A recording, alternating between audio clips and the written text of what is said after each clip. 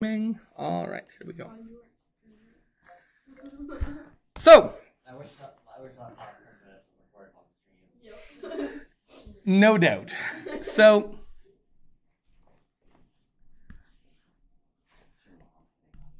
this means that they have specialized cells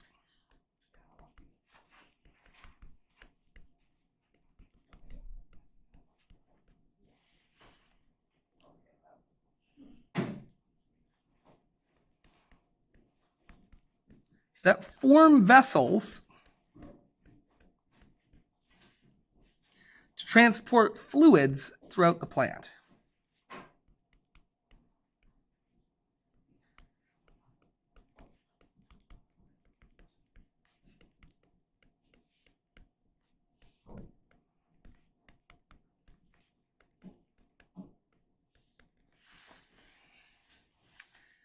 What materials need to be moved around?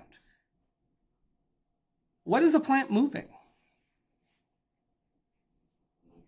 Yeah, definitely. What else? CO2. Does that move? Like, do they have what's the fluid that transports it? We'll talk about that. But what is the fluid itself? We talked about that. We have blood, but plants use really just Water. yeah. And keep in mind, our blood is also water-based. In fact, what do we call the fluid component of our blood? Plasma. Do plants have cells in the water that they transport? Do plants have blood in the same way that we do? Red cells and white cells or anything like that? No. It really is just a liquid medium. But yeah, nutrients. What else? Well, what process happens in the leaves again we talked about yesterday? Photosynthesis. What does photosynthesis make? Yeah, do they stay in the leaves? Is that the sugary part of a plant? When you think about a plant, you go like, ooh, those sugary, sugary leaves. So delicious. They use it as energy.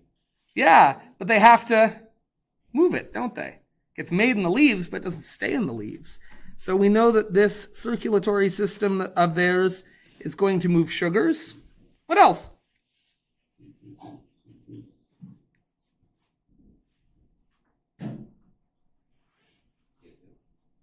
Yeah, I'm going to hold off on gases, though you're not wrong, but we'll talk about that. I'm gonna hold off on gases, but you're not wrong.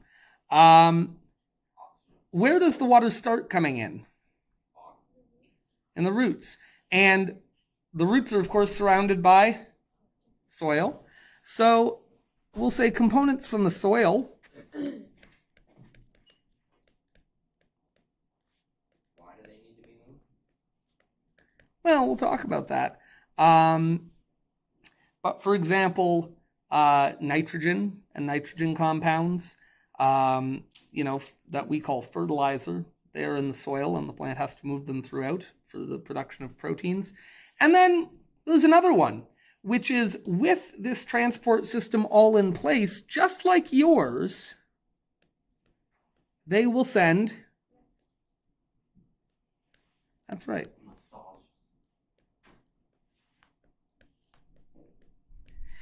Just like we use hormones to send information throughout our body and our blood, a plant will send messages through its transport system. If a section of it has been damaged, it will release chemicals into its transport system that will indicate to the rest of the plant that it's been damaged and how to respond to that. It's been shown that certain pests will cause messages to get sent throughout the plant for cells to begin behaving in a way that will help repel those pests. So they use it as a messaging system, which is important because we also use our blood as a messaging system. But what is our primary messaging system in the human body? Yeah, very good. And what do we call that system? Very good. Do plants have a nervous system? No. They do know if they're being eaten. So this is the primary way that they send information. Does that make sense? Go over that. Go over what? How plants know if they're being eaten. Yes. Yeah, we actually do talk about it. Not today. But... Sorry? Yeah, I think pain implies sort of a brain response that trees and plants don't have because they don't have brains, but they can respond to damage, yeah, and they do that using this system, absolutely. All right, now, direction. Direction of flow matters. And what do I mean by that? Well, you have to keep in mind, in a plant, what is moving? Just like in your circulatory system, what's actually moving? Yeah, your blood, the water. Very good. So it is the water that is doing the moving.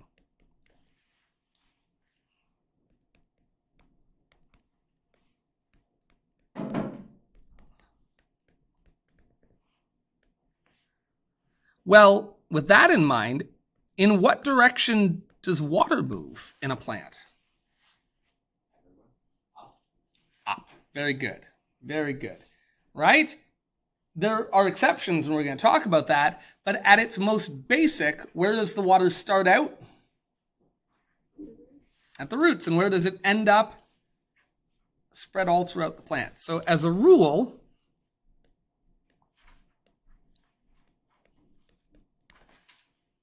the main flow of water is up the plant.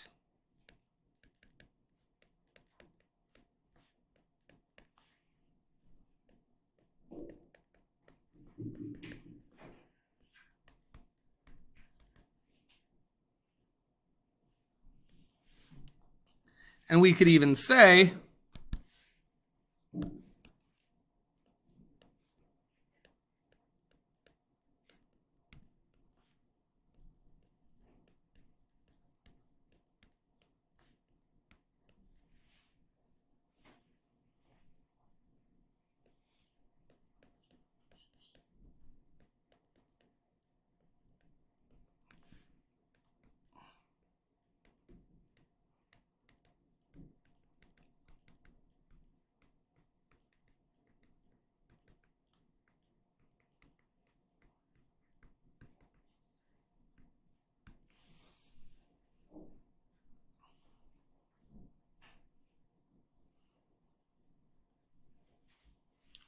who's ready for some amazing art?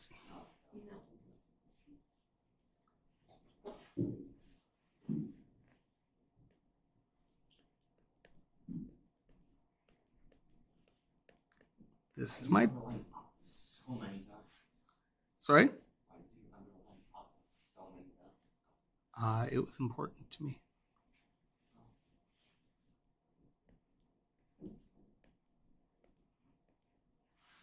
That sucks. Oh no! Oh no, that sucks more. Okay, there's my tree. I think it was... You know, I'm not in love with that, but that's okay. We're going to kind of do this thing and go, oh. That also sucks. Okay, there we go. I'm giving up. That's as good as it's going to get. So, water as a rule moves up the tree.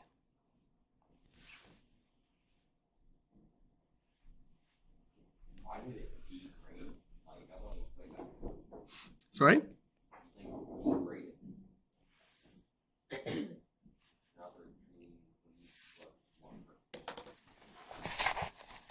Well, let never be said that I can't make things worse. Like this Kleenex box, for example. Okay. So, I do want to make a note. There is a secondary system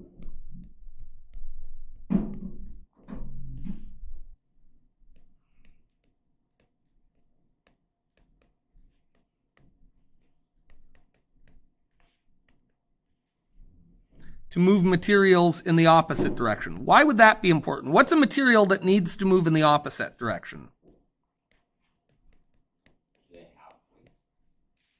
Yep, they produce some waste. But what is a, yeah, true, but it gets released just into the air. But yes, absolutely. What is an example of something that can't move up? We just talked about.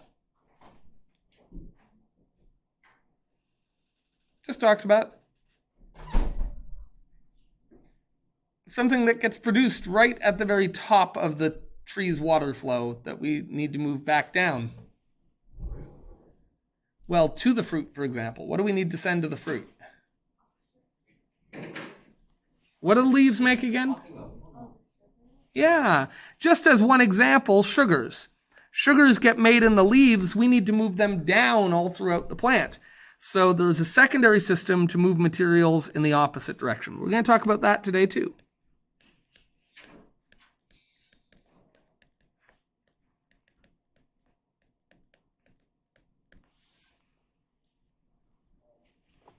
Okay. So, engineers amongst us, who fancies himself or herself in here to have the spirit of an engineer? If you were trying to design a system to efficiently move water from the ground up to the top and you don't want to have a pump, what would you do? Make some cells and wait about 3 billion years. No, I like this idea. A bit of suction. Now that could still require a pump, but what could we do? Well, first and foremost, if you're going to put plumbing in a house, you're definitely going to need some. 90 degree. Sure, you're going to need some pipes, right? You're going to need some pipes. So the first thing we better do is we better design pipes. Now, in humans, we have to have these very elastic, very movable and flexible tubes, right? That we call our veins and our arteries, because they have to be able to kind of go with the flow of our body changing shapes. If you think of most plants, they're fairly rigid. They're fairly fixed shapes. So they have a bit of an advantage. They're more like our houses. And if you picture the piping in your house, what is the piping in your house mostly made of? Now, mind you, this has changed in recent years. Yeah, I was going to say, 10 years ago, everyone would have said copper and iron, right? Like that's what everything was made of, right? Like supply pipes were all copper, waste pipes were all iron. I mean, that's not true 10 years ago, but that's certainly true 50 years ago. Then 10 years ago, people would have said, well, supply lines are all copper and the waste lines are all PVC or ABS. ABS here in Ontario. And then now, even supply lines is often are plastic, right? Cross-linked polyethylene, what they call it, PEX, right? The kind of blue and red plastic pipes you see in your house, which is good. But all the same, all those have in common, they're pretty rigid, right? Can you picture that? Imagine the water pipes in your house. They're pretty rigid, kind of rough stuff set in a shape.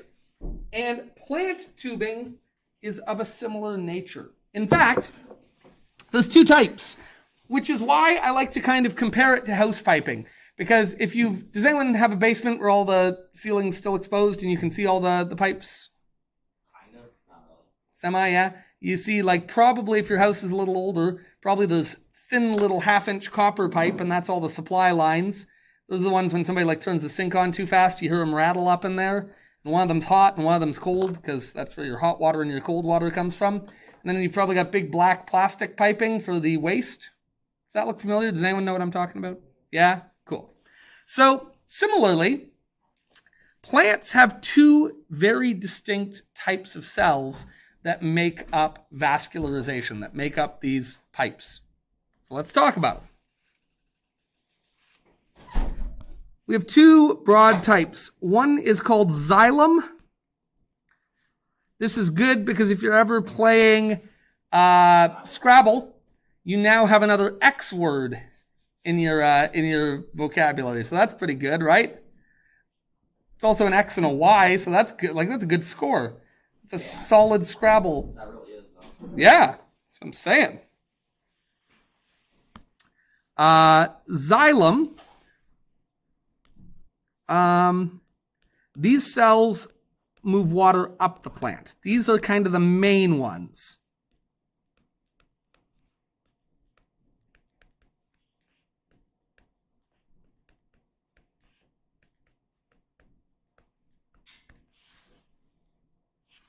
And they're interesting because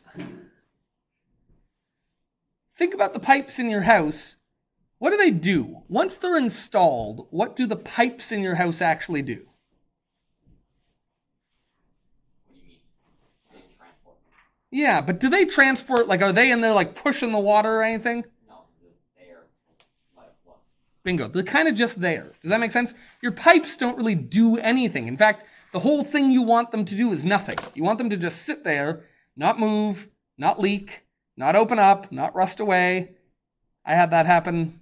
Well, I'm sure I told you about my hot water heater, right? I had a pipe burst open, which sucked. But what you want them to do is just be there. And xylem cells are interesting because they're dead. They grow into place, they develop as they need to develop, and then they die. And they harden, and they just sit there.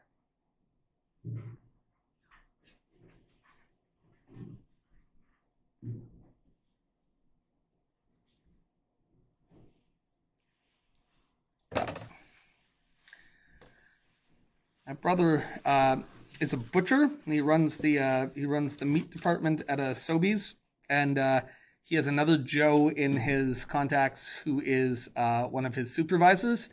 And so every once in a while, I can count on him sending me like 50 photos of meat and saying like, "Can you make sure you price all these and get them like off the display today?" And then like 5 seconds later, I know I'm going to get a text that says like, "Sorry, wrong Joe." And it just happened again. Big like 12 pictures of meat followed by like, "Oh, sorry, not you." Anyway, that's the end of my story. So xylem are the cells that move water up the plant. We're going to talk about them more. But here's the big thing to know. They're dead cells. They're essentially just tubes.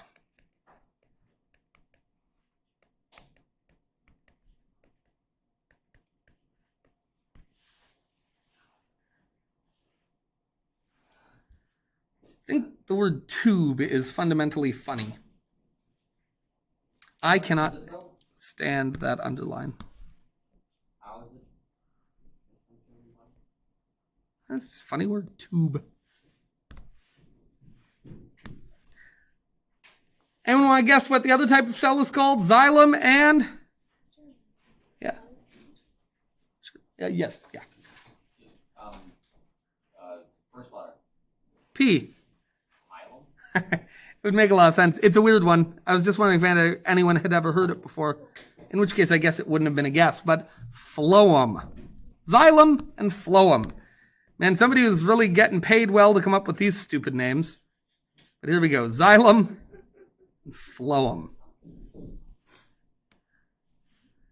If I'm not mistaken, xylem, that ZYL, I think refers to wood. Now I've got to look up the etymology.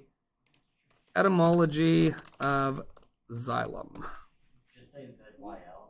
Yeah, xulon is the Greek word for wood, and that's where we go. That's also where xylophone comes from, is that it's the, it's got those wood, though I think a xylophone, they're metal. So that's interesting, because it's the marimba is the one where they're wood, isn't it? And yet, yeah. So xylophone comes from the English word xylo, of wood, and phone, which means making sound. So a xylophone is a wood product.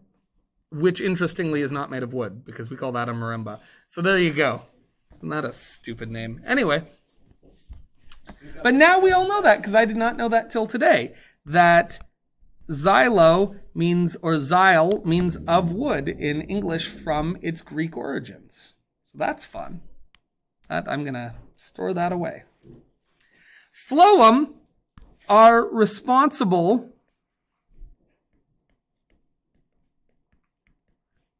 for the multi-directional flow of water. What do I mean by multi-directional flow of water?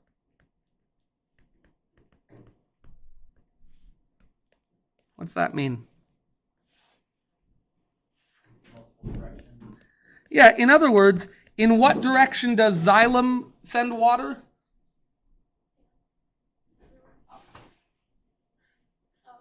Up, yeah. From the roots to the leaves. Boom. One path. From the roots to the leaves. From the roots to the leaves. Roots to leaves, roots to leaves, roots to leaves. But phloem can send water anywhere in the plant it needs to go. Up, down, left, right, from here to there. It's your male system. I'm at the top of the plant, because of course I am. Will's at the bottom of the plant, because of course he is. I need to send a message. I'm sending it in the Phloem, because I can say, you heard me, because I can send it anyway. You just heard there. I don't mean to be rude. I like your Judas Priest shirt, by the way. Thank you. That's true. But Phloem can be sent from anywhere to anywhere. It's multi-directional. I would never. Ryan. Really? No, I would. Okay, that sounds more like you. I think it's important to give everyone a hard time sometimes. What about me? I think sometimes it's important to give people a hard time all the time. And I think it depends on the person, really. So anyway. Wonderful. Now, Xylem can be dead cells because there's no directionality to it. It's just a tube. It's just always the same direction. But Phloem, as you can imagine, this has got to be a complicated system, right? We have to manage flow. We have to be in control. This is just a tube. You can imagine this being like a complex system of valves that you control. Does anyone have a sprinkler system? Like in the ground? Yeah. Like a metal one supposed to be. Yeah, the ones that pop up and they're all on like a timer and computer controlled. I have one that I haven't installed yet because some guy had upgraded his and sold it at a yard sale, and so I bought this whole sprinkler system. And now for 2 years I've been like, I gotta go out and put this in, but I'm nervous I'm gonna screw it up and then have to redo it like 5 times. But this thing has got like, it connects to like your Google Assistant, and you can be like, hey Google, water my lawn, and boom, he just does. It's pretty cool, right? And it does it like by section. It's all controlled. It's smart. It opens valve, it's close valves, it puts water here, then it puts it there. Because, I don't know if you've ever thought about this, but the whole sprinkler system can't be on at once. Because if you tried to do that, what are you gonna not have enough?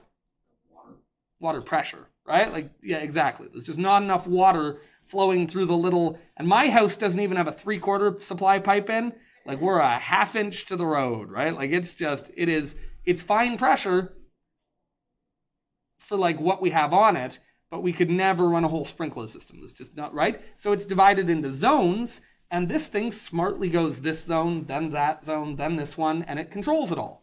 That's like your phloem. It is controlling the direction of water flow, and that requires active components, which means that xylem cells can be dead, but phloem cells are... Hey, you got it. These are living cells. Very good. I wonder if this is more meat.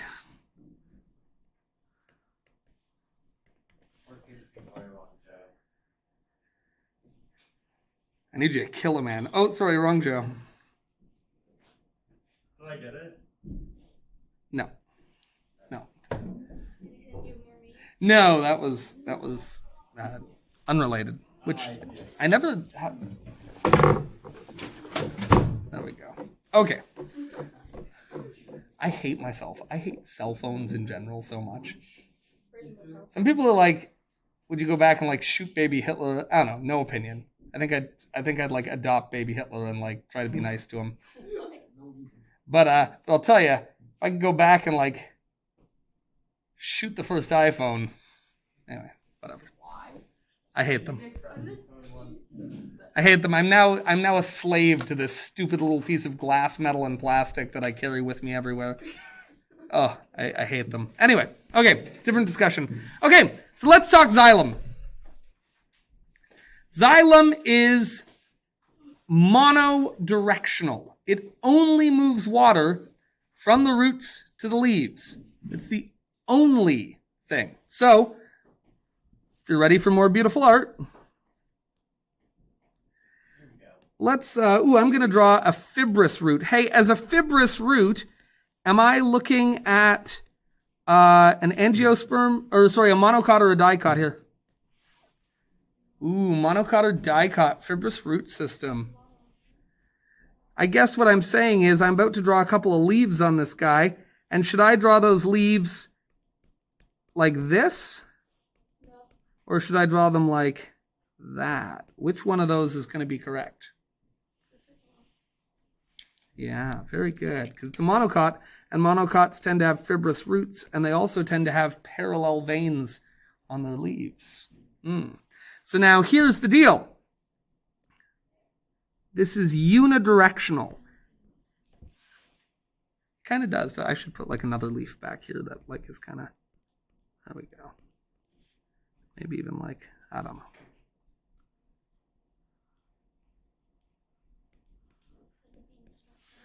Yeah, I don't know what it looks like. It looks terrible, but that's okay. It's one direction of flow. It's from the ground into the roots to the leaves. Eventually, obviously, it can go through the stem, can go through the branches. And then, where does it end up? What happens to that water? Because this is the key to the whole thing.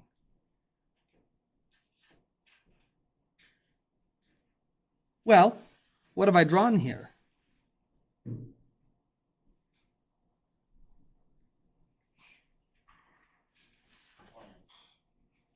I didn't draw it stopping at the leaf. I actually drew it. Yeah, it actually ends up in the air. And that's the trick to the whole thing. We're going to talk about it. This is a constant flow.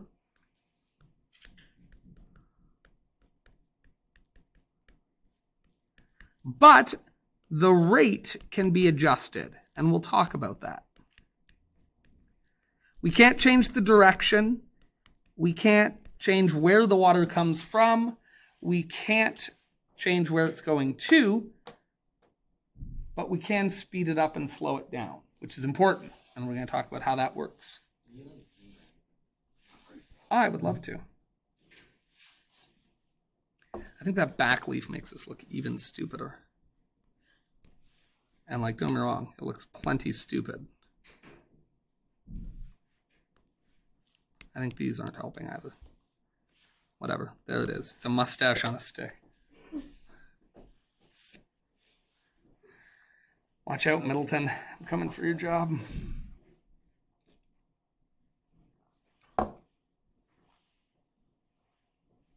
Now, how is this accomplished? How do we get a constant flow of water up? If I had a pool full of water and I just stuck a big long tube in it, a drinking straw that went up 10 feet, is water going to start flowing up that tube just apropos of nothing? No. Well, or is it? Eventually. Eventually. So, Orlando, we have a not broken, but we have a wonky Chromebook. This doesn't connect to the internet, I guess. I'm on it. Airplane mode. I bet you $7. Bet you $7 it's in airplane mode. They're always in airplane mode.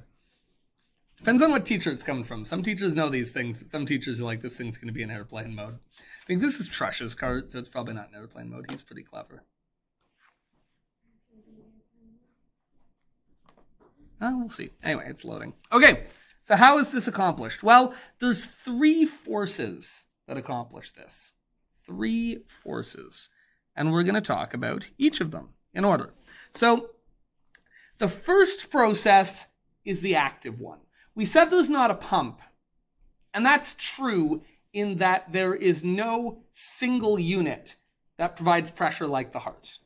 But there is an active pressure, and that is called root pressure, which is the xylem itself is dead. Xylem is dead. But the roots contain living cells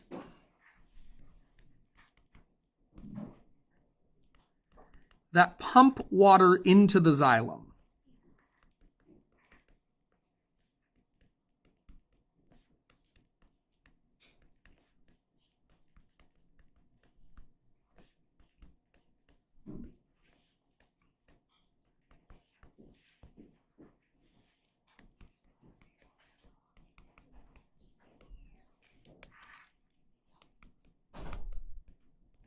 Oh, damn it.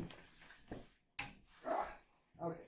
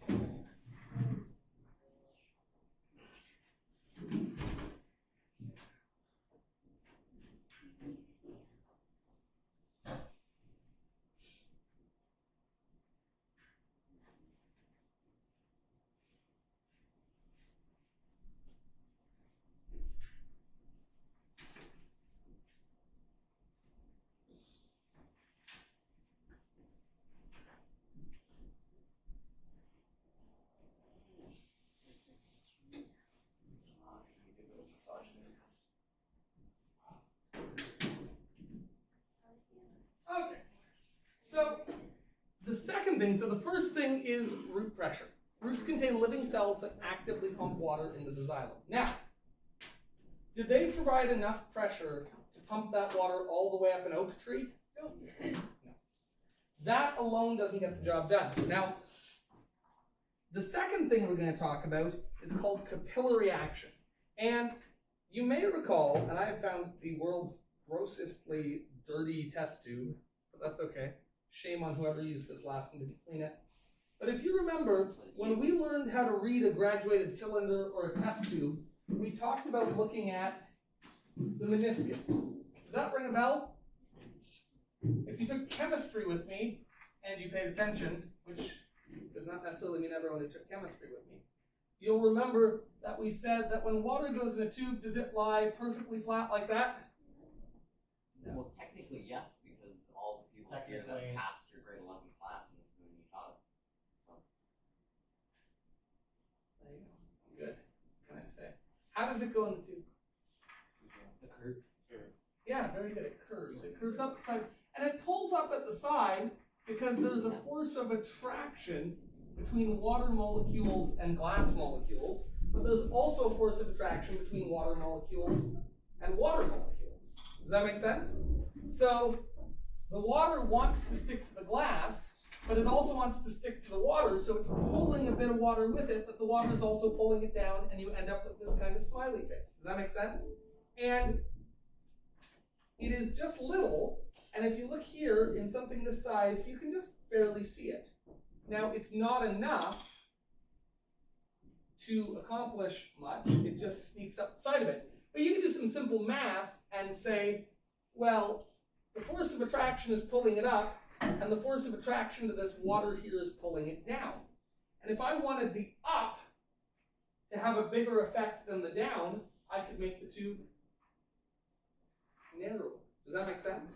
It'd be touching just as much glass, but now there'd be less water beneath it. Does that make sense? And sure enough, the wider you make a glass, the less you see this. If you have a drinking glass at home, you probably do not have a visible dip like this in your drinking glass when you fill it with water, right? It looks pretty flat because it's only at the edges that it's pulling up. So as you make the tube smaller, the down force decreases, but the up force stays the same, and there's a tipping point, a narrow enough tube, where it will work its way up. And depending on the humidity in the room, this either will work or it won't. This is the narrowest tubing I have available. And it's just a little on the light side to guarantee this. But on a good day, if the humidity in the room is low enough, this will actually work. Oh, it is good. Okay, well, damn it. Now, of course, I can't show you. Okay, so let's do this. Look at his little hobble. Shut up. Nobody likes you. Okay. All right. Oh, now I'm stranded without my cane. God, I can't believe I'm a person who has to say, now I'm stranded without my cane.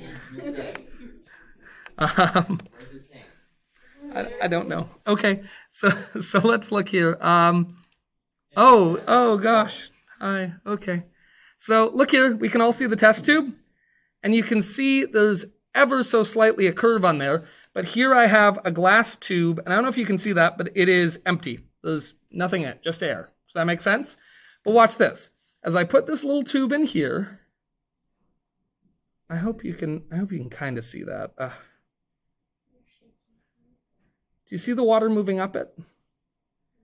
Kind of. And if you look, it's not quite narrow enough, but you see the water is moved up about maybe 2 centimeters. Can you see that? And then the gravity of the water beneath it's too much. This tube at this narrowness is narrow enough to bring water up about 2 centimeters. But if I had a narrower tube, which I keep meaning to order, and I got mine to burn, so I should order some for the math department. That could be a math lesson, right? Can't close this fast enough. But if you look, and even now, despite the fact that gravity is perfectly free to pull that down, it's still in the tube because it's attracted to that glass. Can you see that? You guys can see that? And that happened, and if it were a little less humid in the air, it would actually move up a little further, which is interesting.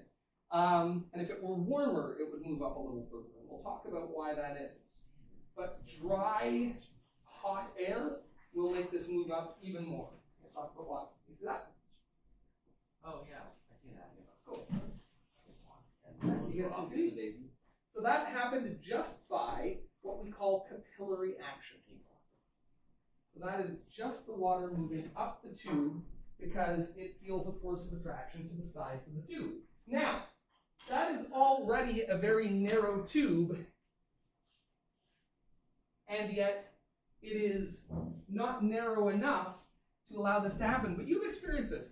You ever put paper towels in, say, a glass of water? The water will fight gravity, right? It will work its way up. And it will do that because it's finding the individual fibers and moving up, wicking up along them. We call that wicking action, but it's the exact same principle. It's when water is attracted to a material, it will work its way up it. And it is a balance between gravity pulling it down and the force of attraction pulling it up. And in a tube, the narrower you make the tube, the further up it will work. Does that make sense?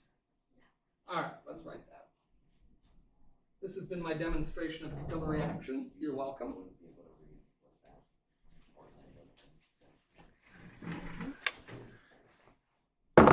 All right. Oh, I did want to say one more thing here. This builds up water pressure.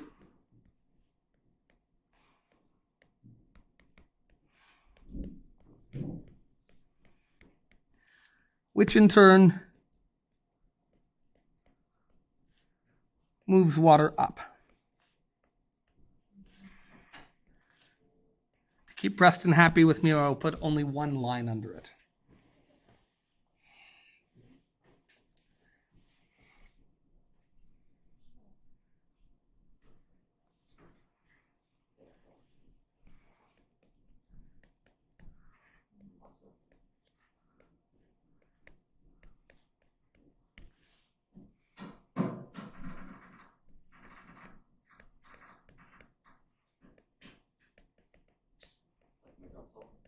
Is very good.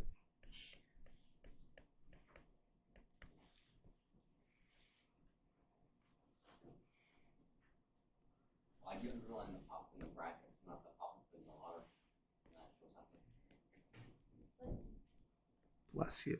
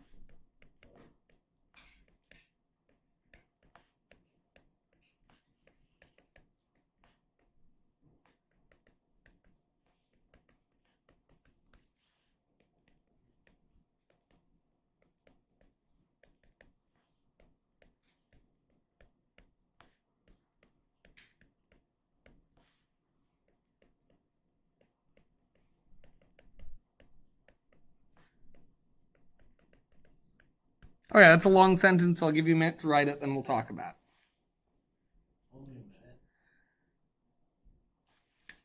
53 seconds. That's even less time. 48 seconds. You're like, It's really just a function of the fact that time passes at a regular rate. So every time I speak, it's going to be a smaller number. Anyway.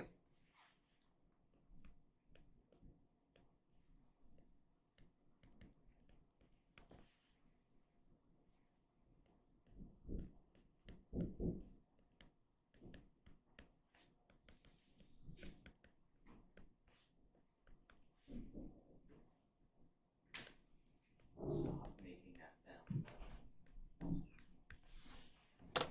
So instead of the way we build our water pipes, in or out? Yeah, how's that?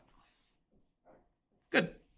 So we build our water pipes just as a single tube because we are providing pressure on the form of municipal water pumps.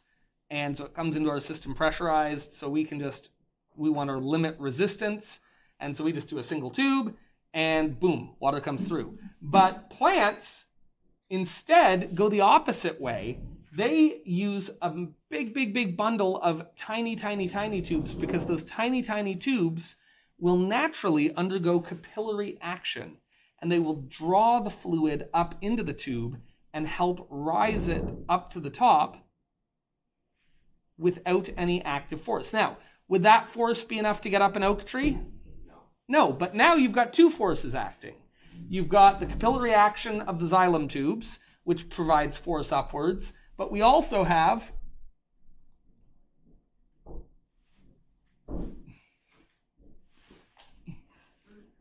root pressure. We also have these active cells in the roots pumping water into the roots. So now you've got pressure from the roots, you've got pressure from the capillary action. Those two things combine to move water up the plant. Not just one way or two. Does anyone want me to attempt to draw capillary action, by the way? It is not my instinct to do so. You all saw the little tube, yeah? All right, cool. Oh my.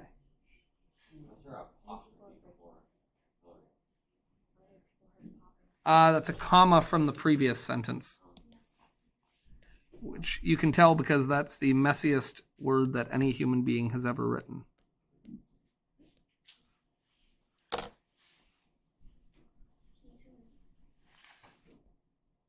Yes. My temptation was to answer that and say yes, but not do it until you asked, would you? Which, when I was a waiter, I used to do this all the time, not on purpose, but just because I'm a little thick. But people would be like, do you have mayonnaise? And I'd be like, yeah.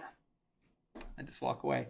And then like 3 minutes later, I'd be like, did you want mayonnaise? And they'd be like, yes. I'd be like, oh, yes, I'll bring it right to you. Like, right. When people ask if you have something, it's usually because they would like some. It took me a while to get into the swing of that. It's a good waiter. You know what? I legitimately was. I will say I miss restaurant work because I was very good at it. I mean, not the kitchen work. Oh my God, was I a terrible kitchen employee. But as soon as I was front of house, that was definitely the thing in my life I've been the best at, which was nice, and it was nice. It was nice going to work where you're just like, I'm good at this. This comes well to me. I'm good at it. Tell you, you'll never feel that way parenting or teaching. Neither of those jobs are well designed to make you feel like you're doing a good job. Anyway, that's a different discussion. All right, so 2 forms of action that move water in a plant then. Root pressure, active pumping at the roots, where we have cells that pump water in. And again, this is not a single centralized pump. All right? If you think of your heart as being like a municipal pumping station where you have one massive pump, this is an entirely different premise. This would be like having thousands of people just pouring buckets of water into some piping. You know what I mean?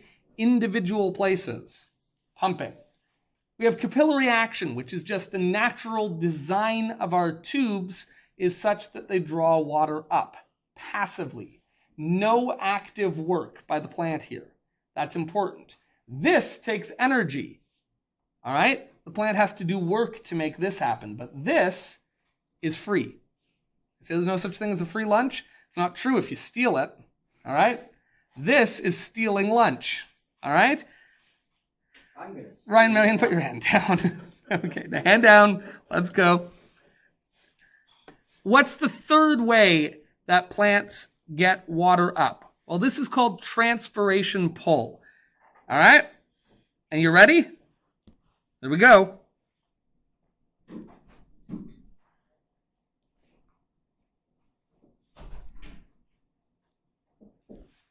Oh, it looks so good. Okay. Hey, monocot or dicot? How do we know? It's the roots and the leaves, or not the leaves, but the veins and the leaves are branching off from each other. Yeah, we have branching veins, right? Very good. Okay.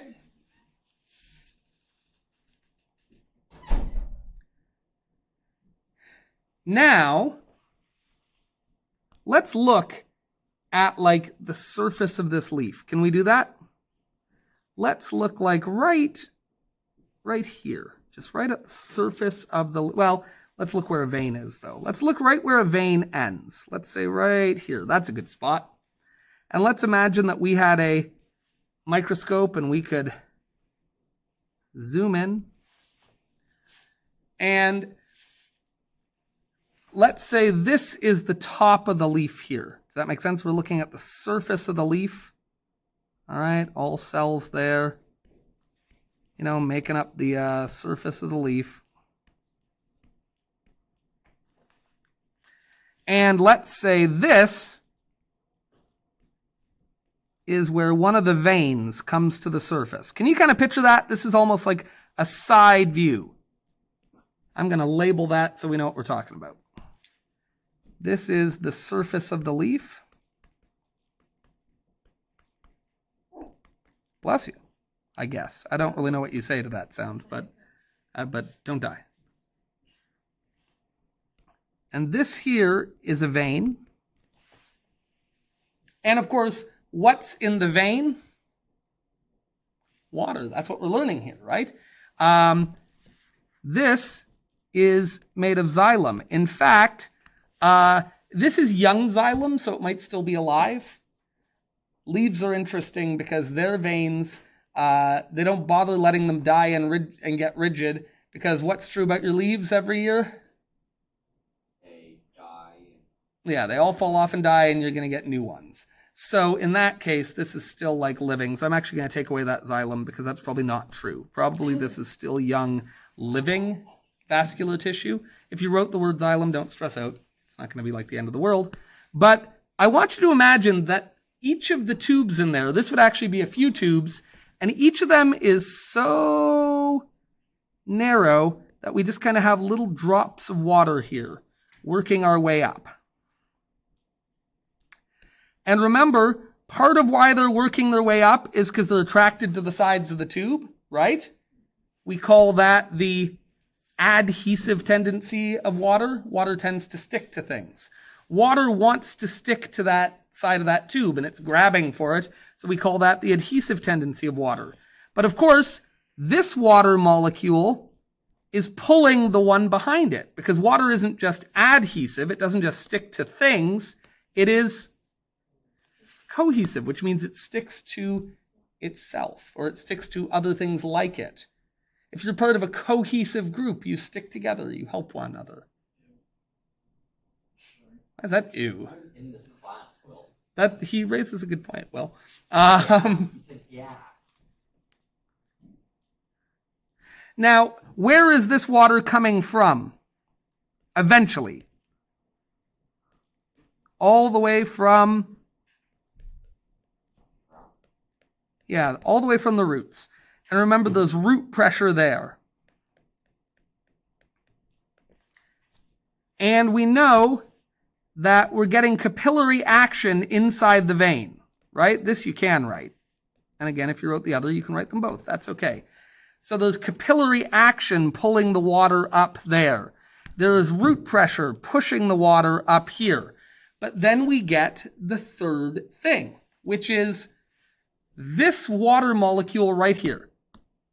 This one right there is now exposed to the air. And what can it do if it wants to?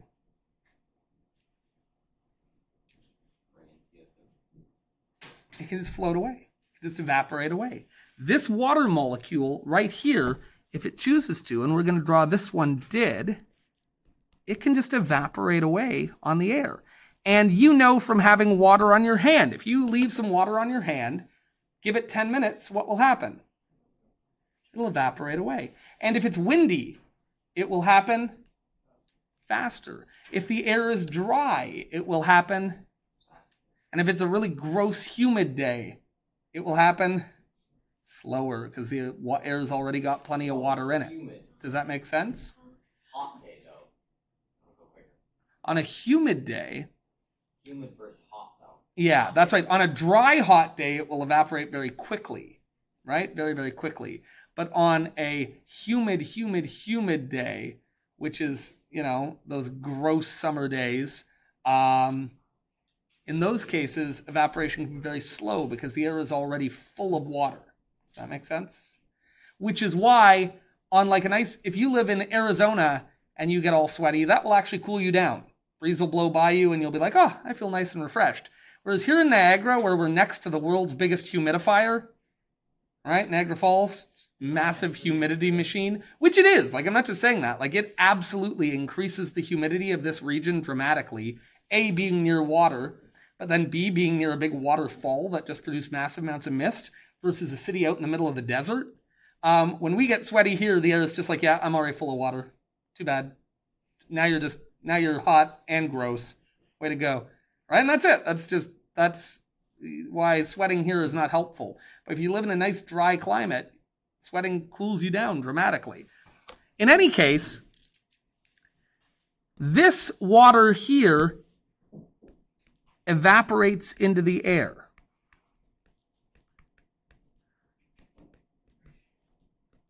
But what did we say about water? Water is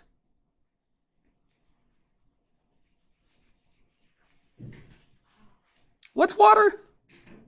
Oh, it is. That's right. It's cohesive. You guys are good.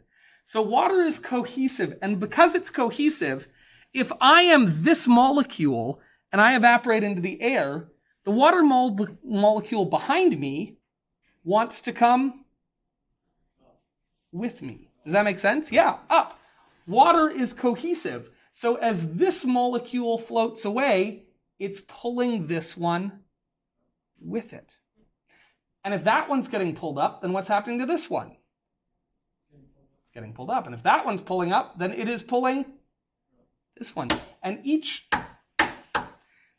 water molecule pulls the water molecule behind it. Now again, this relies on the tubes being very narrow, but the tubes are very narrow. So because of the cohesive properties of water, as you evaporate water off the top, it pulls water from the bottom with it. And if you can get a capillary tube narrow enough, like the one I did there, if you can get it to the top, it will actually leak out the top and it will trickle out the top, and you can make water defy gravity. You can take water out of a tube and have it just defy gravity and go up, up, up, up, up, up, up, and trickle out of this tube. Because as it's trickling out of this tube, it takes the water behind it with it. Can you picture that? We call, yes? Oh, I kind of have a chemistry question about the cohesiveness of the water. Is the reason why it's being pulled up with it because of its dipole? Because it's polar? Hydrogen bonding, very good. Exactly right. For those of you in chemistry, this is an example of intermolecular forces at work. If you did this same activity with an oil or a non-polar liquid, you would have none of this. Just wouldn't happen because it relies on the very strong hydrogen bonds. What type of bond would not be sufficient to provide force like this? London dispersion forces, right? As your van der Waals forces go, your London dispersion forces are not going to have the cohesive or adhesive tendencies nearly strong enough to pull this up, even a very, very, very small tube. But water, one of its special properties is it's highly polar. If you're not in chemistry, you don't have to worry about any of that, though it is interesting. It's noteworthy, and I'm glad you mentioned it. So let's see if we can write this. Xylem ends at the leaves.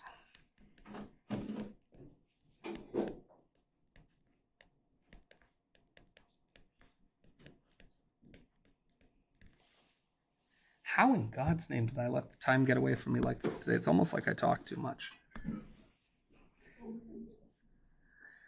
If I didn't know better, I'd swear I talk too much. The end point is an opening called a stoma or a stomate. You'll see both terms.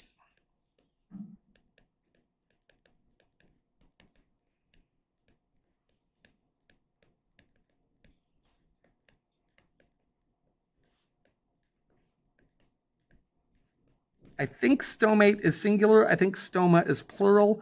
I'm actually not 100% sure on that. I'm going to have to look it up. Sorry about that.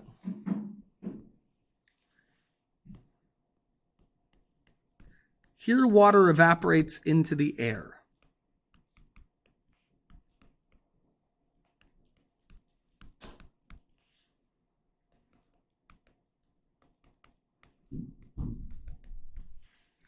Because of water's cohesive properties, again, I'll give you lots of time to write this.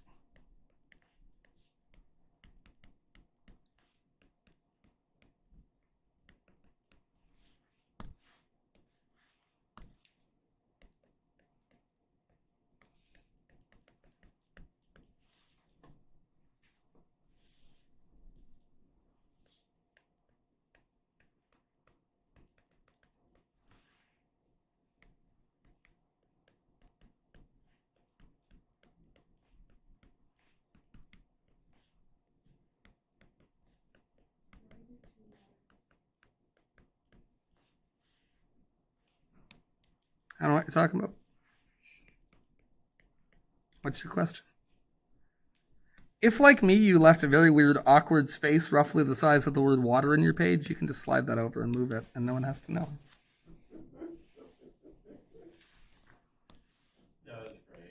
This process is called transpiration. Transpiration. And transpiration is the majority provider of the force to move water up. Root pressure is necessary, we need a bit of it. Capillary action is necessary, we need a bit of it. But the bulk of the work is done by transpiration. And it requires a continuous column of water. Has anyone ever siphoned anything? Anyone ever siphoned? Yeah, like hypothetically, if you're stealing your sister's gasoline. Hypothetically. Yes. Really? You siphon the gas out of her gas tank? Oh yeah, all the time. Are you kidding me? Have I never told you about my sister and I's gas wars? When we shared a car, it was this war of leaving the car as close to empty as humanly possible for the other person. And I cannot tell you how many times I got in the car, turned it on, got like 3 feet down the road, and it went like chug, chug, chug, chug, chug, gone. And I'd be like, Amy, you bastard! And I'd have to walk to the gas station, get a jerry can full of gas. So when I had my own car, I used to siphon gas out of her tank to fill my tank as payback. That's a crime, by the way. If you're wondering, don't do that to someone you don't love and who doesn't love you, because it's a criminal act. Just admit You can be arrested. Just Yeah. admit it. Yeah. There's got to be some kind of statute of limitations. But yeah, no, I did do that. But again, I'll remind you that she's my sister, and we had this kind of relationship. She's a prankster. Did you ever find out about your siphoning? I don't know if I've ever told her that. I tell her most things. Maybe she pushed me off her porch. Maybe this is what we're discovering here. Somebody needs Finally to took find action. contact her and send her this moment. Now, here's the thing. Sorry, do you guys need some more time? Okay, take your time. While you take that time, I'm going to explain.